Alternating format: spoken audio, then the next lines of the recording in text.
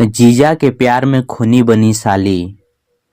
खंडवा थाना की रामनगर चौकी के प्रभारी एसआई सुभाष नावड़े को 29 जून 2021 की सुबह 9 बजे किसी ने सूचना दी कि चिरागदान तालाब में एक लाश तैर रही है। यह लाश तालाब के पास खेलते हुए बच्चों ने देखी थी। सूचना मिलने के बाद चौकी इंचार्ज सुभाष नावड़े ने सूचना टीआई-बीएल मंडलोई को दे दी और वह टीम के साथ उस तालाब के पास पहुंच गए जहां लाश पड़ी होने की खबर मिली थी। पुलिस ने सबसे पहले लाश को पानी से निकलवाया। वह लाश चादर के साथ चटाई में लिपटी थी। थोड़ी देर बाद खंडवा थाने के टीआई-बीएल मंडलोई वहां पहुंच गए। वह अर्धनग्न लाश किसी युवक की थी। उस लाश की जांच करने में जुट गई। उसके सिर, गले और हाथ पर धारदार हथियार के निशान थे। तब तक आसपास भीड़ भी लग चुकी थी। संयोग से भीड़ में से एक व्यक्ति ने लाश की पहचान संजय बामने उर्फ संजू के रूप में की। कुछ समय में वहां रोती हुई महिला पहुंची। पुलिस को बताया कि लाश उसके पति की है और उसका नाम शबाना है। बरामद लाश को देखकर इतना तो साफ हो गया था कि उसकी हत्या कर तालाब में फेंकी गई थी।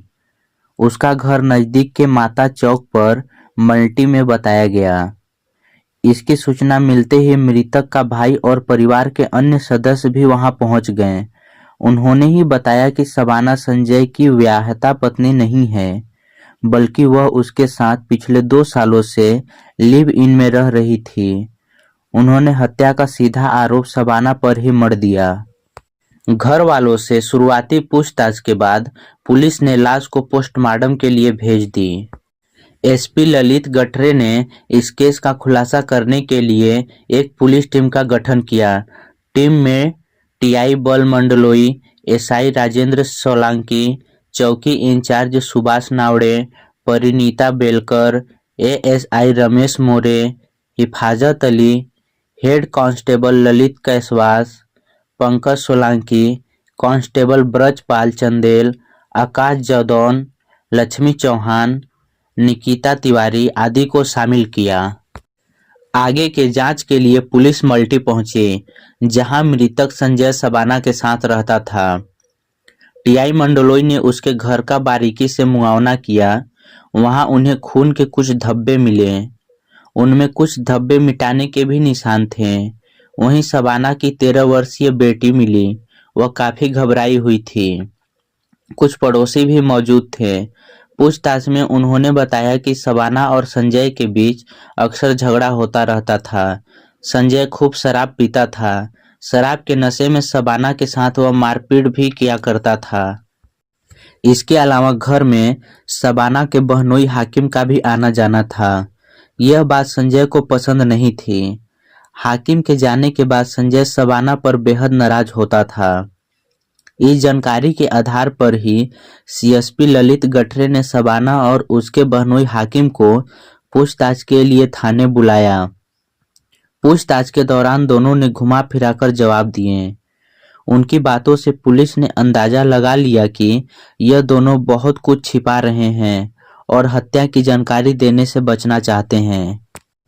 पुलिस ने जब उनके साथ थोड़ी सख्ती की और संजय के घर से बरामद सामान दिखाए तो वे दोनों टूट गए।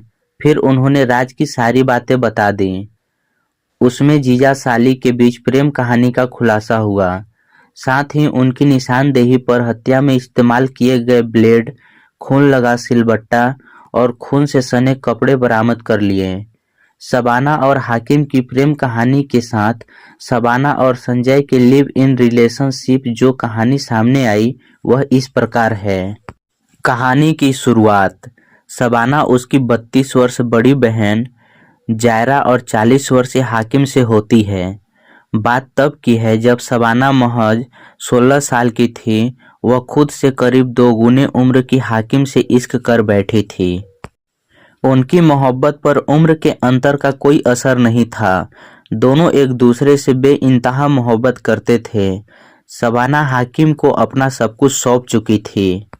वे निकाह भी करना चाहते थे, लेकिन जब इसकी जानकारी उसके परिवार को हुई तब उन्होंने उम्र का अंतर देखते हुए उसकी बड़ी बहन जायरा का विवाह हाकिम से कर दिया।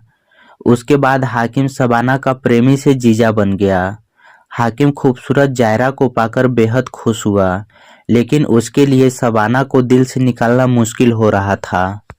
जायरा जीजा साली के प्रेम संबंध को जानती थी, फिर भी उसने हाकिम के साथ निकाह इसलिए कर लिया था कि उसकी छोटी बहन शबाना ने उससे वादा किया था कि वह उसकी खुशी के लिए अपने इश्क को दफन कर देगी, वह उनकी जिंदगी से दूर चली जाएगी। दूसरी तरफ जायरा ने हाकिम पर ऐसी लगाम लगाई कि वह चाहकर भी शबाना से नहीं मिल पाता था। जल्द ही शबाना का भी एक युवक के साथ भी निकाह हो गया। उसके बाद शबाना अपने वादे के मुताबिक जायरा और हाकिम की जिंदगी से दूर चली गई। उसकी अपनी अलग गृहस्थी और दुनिया बस गई थी। 10 सालों के दौरान शबाना 3 बच्चों की मां भी बन गई। हालांकि शबाना अपने शौहर के व्यवहार से दुखी रहती थी, कारण शौहर को उसके निकाह से पहले के प्रेम संबंध की आधी अधूरी जानकारी हो चुकी थी। वह बार बार उसके अतीत को प्रेम को लेकर ताने देता। जब भी किसी घरेलू मामले पर विवाद होता तब बहस के दौरान कई बार उसने गुस्से में कह दिया था कि वह अपने प्रेमी हाकिम के पास ही चली जाए। पति की यह बात शबाना को न केवल चुभ ही जाती थी, बल्कि इससे उसकी पुरानी मोहब्बत की यादें भी ताजा हो जाती थी। वह एकदम से तिलमिला जाती थी। बार बार इसकी चिकचिक से उसने एक दिन शौहर से अलग रहने का निर्णय ले लिया और अपनी 10 साल की बेटी के साथ अलग रहने लगी। 2 बच्चों को उसने शौहर के पास ही छोड़ दिए। किशोरावस्था से ही इश्क का स्वाद ले चुकी शबाना के लिए किसी नए प्रेमी की तलाश करना मुश्किल नहीं था। जल्द ही उसे संजय बामने नाम का युवक मिल ही गया। संजय उम्र में छोटा था तो क्या हुआ, वह उसकी भावना को समझता था और उसके शारीरिक संबंध की भूख भी मिटाता था। जल्द ही संजय भी खुद से बड़ी उम्र की प्रेमिका को जी जान से चाहने लगा। अपना घर बार छोड़कर बगैर शादी किए शबाना के साथ रामनगर मल्टी में किराए के मकान में रहने लगा। कुछ समय तक संजय और शबाना के बीच लिव इन की मधुरता बनी रही, लेकिन उनके रिश्ते में खटास तब आई जब शबाना का पूर्व प्रेमी यानी उसका जीजा हाकिम की उसकी जिंदगी में वापसी आ गया। दरअसल हाकिम ने जायरा से निकाह करना इसलिए स्वीकार कर लिया था क्योंकि तब उसे लगा था कि शबाना उससे पहले की तरह ही मिलती जुलती रहेगी, लेकिन ऐसा नहीं होने पर हाकिम उसकी याद में बेचैन हो गया। जब उसे शबाना में अकेले रहने के बारे में मालूम हुआ तब उसने उससे मिलने की योजना बना ली। हालांकि शबाना और हाकिम के मिलने की राह में जायरा रोड़ा बनी हुई थी। बावजूद इसके लंबे समय बाद जब हाकिम अपनी साली और पुरानी प्रेमिका शबाना से मिलने उसके पास गया तब उसने उसे बाहों में भर लिया। उसने हाकिम की खूब आवाभगत की, उसकी खिदमतगारी में कोई कोर कसर नहीं रहने दी। उनका अधूरा मोहब्बतनामा फिर से लिखा जाने लगा, लेकिन इसकी जानकारी भी संजय को जल्द हो गई। संजय को यह बात पता चल गई थी कि शबाना के पास उसका जीजा हाकिम भी आता है, इसलिए उसने शबाना से साफ साफ कह दिया कि अपने घर में किसी दूसरे मर्द को वह नहीं देखना चाहता। इस पर शबाना ने रिश्ते की बात कहकर कुछ समय तक संजय को बहला दिया। फिर भी संजय ने हिदायत दी कि उसके नाजुक रिश्ते में किसी भी दखलंदाजी नहीं होनी चाहिए। यदि ऐसा होता रहा तो वह हरगिज बर्दाश्त नहीं करेगा। संजय की शक्ति और फरमानों को लेकर शबाना उससे नाराज रहने लगी थी। संजय की एक बुरी आदत शराब पीने की भी थी। शबाना उसे हमेशा कहती थी कि वह घर में शराब न पिए। उसकी बड़ी हो रही बेटी भी साथ में रहती है, उस पर बुरा असर पड़ेगा। जब से संजय और शबाना के बीच हाकिम को लेकर मतभेद उभरे थे तब से संजय के शराब पीने की आदत बढ़ गई। बाहर तो पीता ही था, रात में भी घर आकर भी बोतल खोल लेता था। एक दिन तो संजय ने हद ही कर दी। शराब पीकर आया और आते ही शबाना का गुस्सा उसकी बेटी पर निकालने लगा। उसे बुरी तरह से डांटने फटकारने लगा। उसके पकाए खाने में कमियां निकालने लगा। जब शबाना ने इसका विरोध किया और कहा कि वह ऐसा न करे, तब संजय ने उस पर हाथ उठा दिया। उस रोज संजय ने माँ बेटी दोनों की शराब के नशे में पिटाई कर दी। इस मारपीट में शबाना की बेटी के सिर में चोट भी आ गई और शबाना भी जख्मी हो गई। गनीमत यही रही कि घर में डिटॉल रखी थी, जिससे अपने और बेटी की चोटों को खून को बंद करने में सफल रही।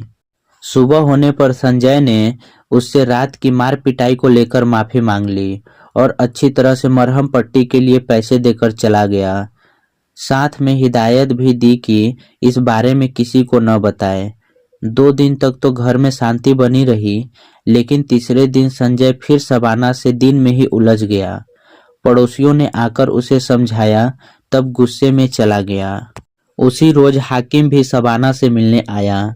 शबाना और उसकी बेटी ने रो रो कर संजय की ज्यादती उससे बयां की। हाकिम यह सुनकर सन्न रह गया। उसने शबाना को आश्वस्त किया कि वह इसका समाधान जल्द निकालेगा। इतना कहकर वह वहां से चला गया, लेकिन उसके मन में साजिश की योजना बन रही थी। उसी के अनुसार 20 जून 2021 की तारीख मुकर्रर की गई। कैसे योजना को अंजाम देना है, इस बारे में शबाना से बात कर ली। फिर 22 तारीख की आधी रात को शबाना ने हाकिम को फोन करके अपने घर बुला लिया।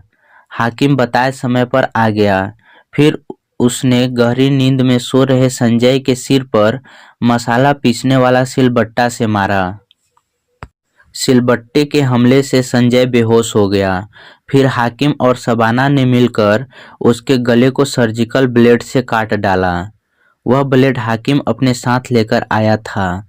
संजय की हत्या के बाद सुबह के 4 बजे हाकिम ने संजय की लाश को पहले अच्छी तरह चादर में लपेटी, फिर चटाई में बांधकर पास के चिरागदान तालाब में फेंक आया। घर पर शबाना ने घर में बिखरे खून के धब्बे साफ किए। अगले रोज 29 जून 2021 को पुलिस ने तालाब से संजय की लाश बरामद कर ली। इस हत्याकांड की जांच पूरी होने तक बाद में हाकिम और शबाना पर हत्या एवं सबूत मिटाने की धाराएं लगाकर फाइल तैयार कर ली गई। जांचकर्ता पुलिस ने उन्हें कोर्ट में पेश किया। वहां से उन्हें अपराध का दोषी साबित होने तक न्यायिक हिरासत में भेज दिया।